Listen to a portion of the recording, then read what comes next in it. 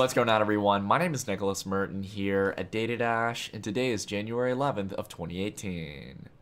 Well, folks, today I'm here to answer the question that's on the minds of many people inside the cryptocurrency market, and that is whether or not the South Korean government is planning to ban virtual currencies or cryptocurrencies.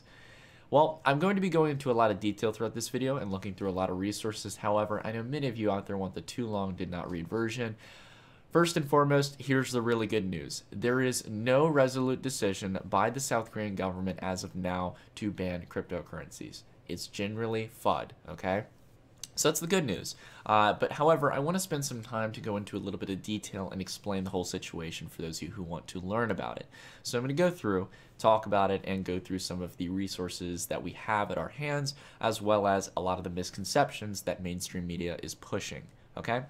So I know over the past few hours last night, as well as throughout today, well, I know it depends on where you are right now, but right now it's pretty early for me. It's about 10 a.m.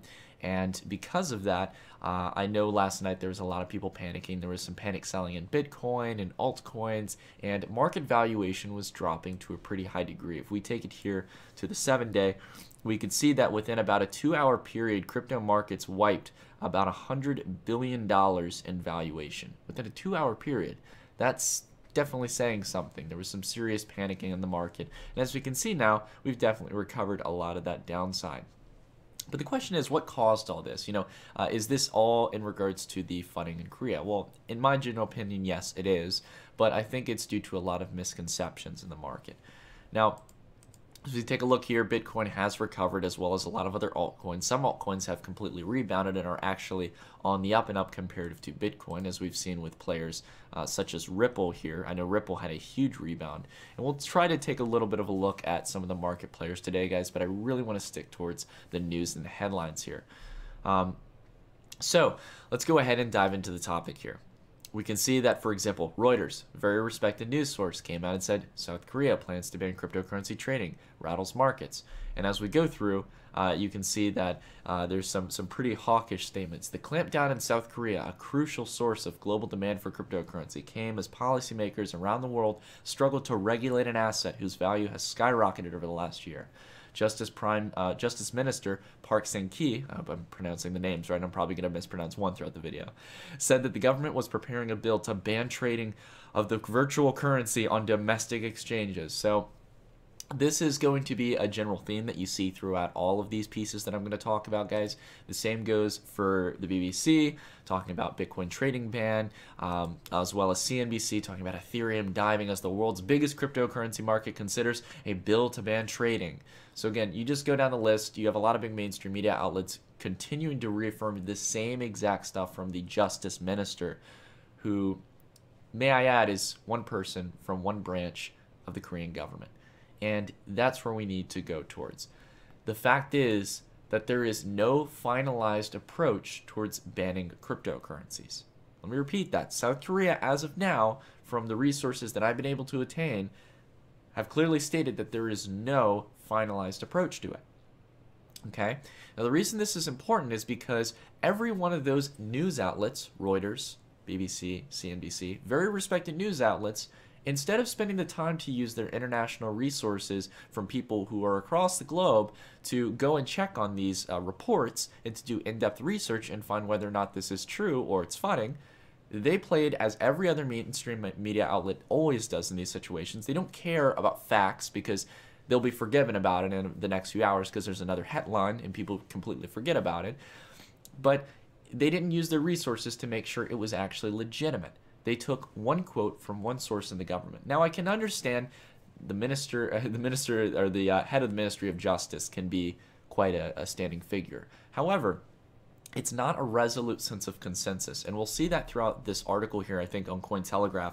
Out of all places, I got to give credit. Cointelegraph has not only done a good job of covering this, they've been using Joseph Young, who's one of the employees there. He covers Asian markets for Cointelegraph, and he has just been on a firestorm on Twitter, getting out news, cutting out the FUD, and really dispelling a lot of the fear in the market that people have around South Korea right now. So going towards that whole message of not having resolute consensus, and we'll see this as we go throughout the articles, as we go to look through Joseph Young's tweets and everything, there is a lack of consensus within the South Korean government. This was a premature statement made by the Ministry of Justice when he came out and stated that they were working on a bill to ban Bitcoin and other virtual currencies. Right now, there is no consensus right now. For example, a very important branch, the South Korean Ministry of Strategy and Finance, and the MSF, as you can probably see it referred to in both his tweets and articles, stated, "We do not share the same views as the Ministry of Justice on a potential cryptocurrency exchange ban." So they're very upset at the fact that there's a premature statement in regards to this. And second off, we can obviously see, okay, well, if there's that much lack of consensus, there's probably not something that's resolute and finite for South Korea. And again, as you go through his account, there is, again, been a continued enforcement of the fact that there is no consensus.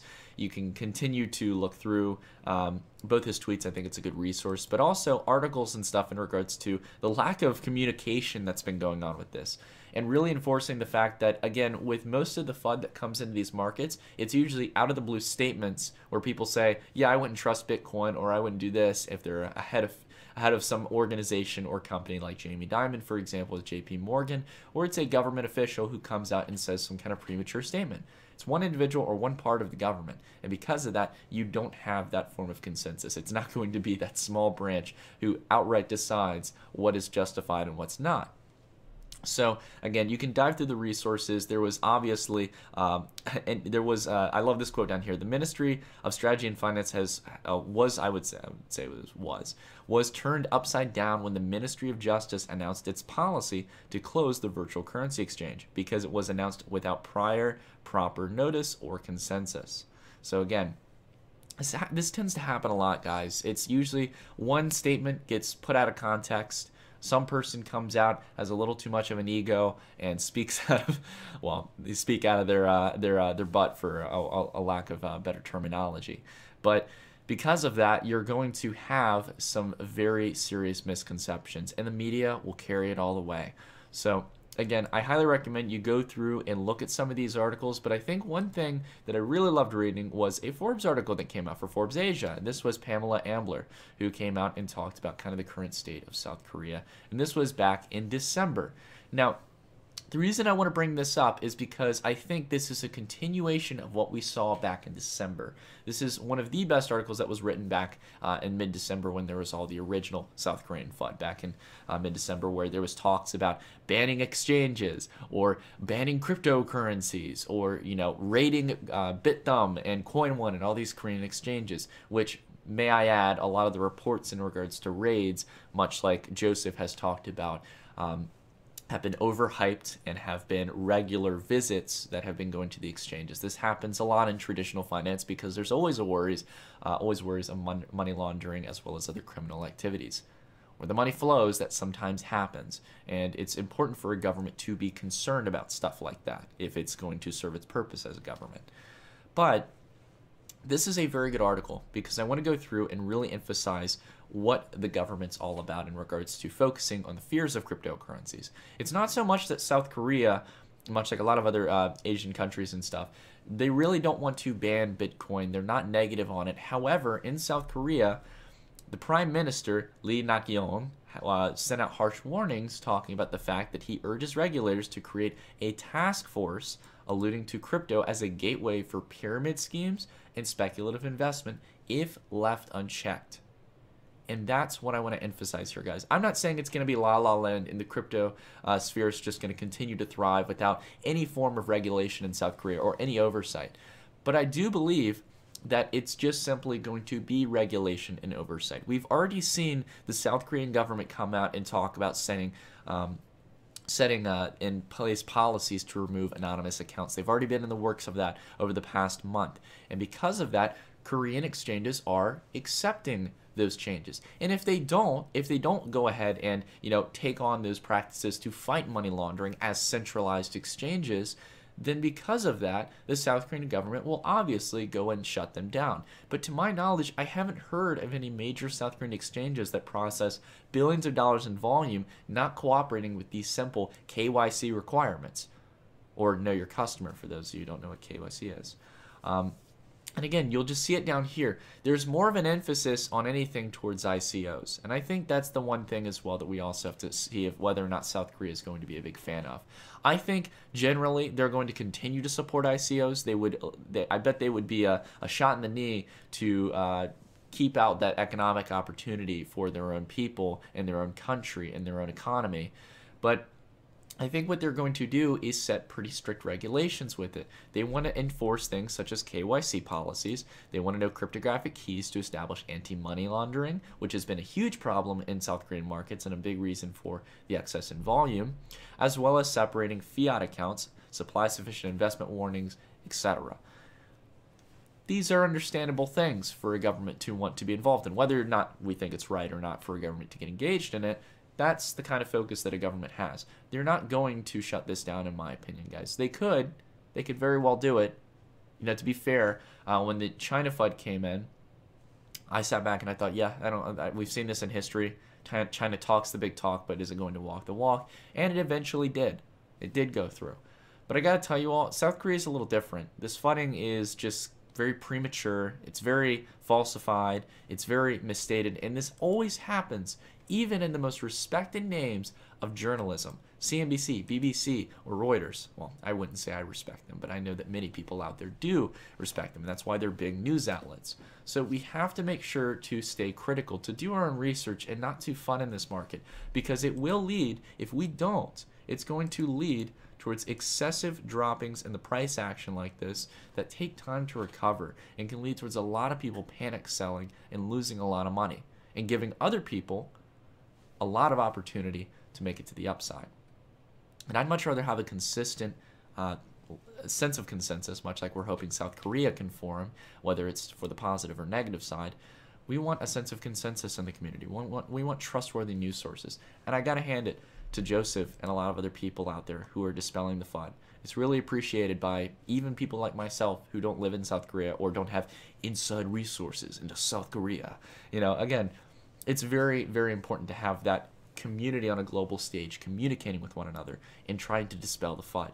So, again, I would love to spend some extra time to talk about this, guys, but that's generally the gist of it. I could go into a few extra details, but right now, as I stated at the beginning of the video, there is a lack of consensus. It's really right now a disparity between two branches of the government, the Ministry of Justice, as well as the Ministry of, I think it's Finance, the one we were talking, Strategy and Finance, sorry.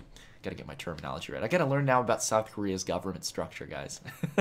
But again, very interesting stuff. Again, it's fighting as usual. Probably provided a lot of great opportunities in this market on a pullback to get into some of your favorite altcoins, to maybe ride up to the upside a little bit more after this correction. But we have definitely seen crypto markets take a dip back, take some time off from making all-time highs, and maybe it's provided some opportunities for those of you out there who want to trade this market.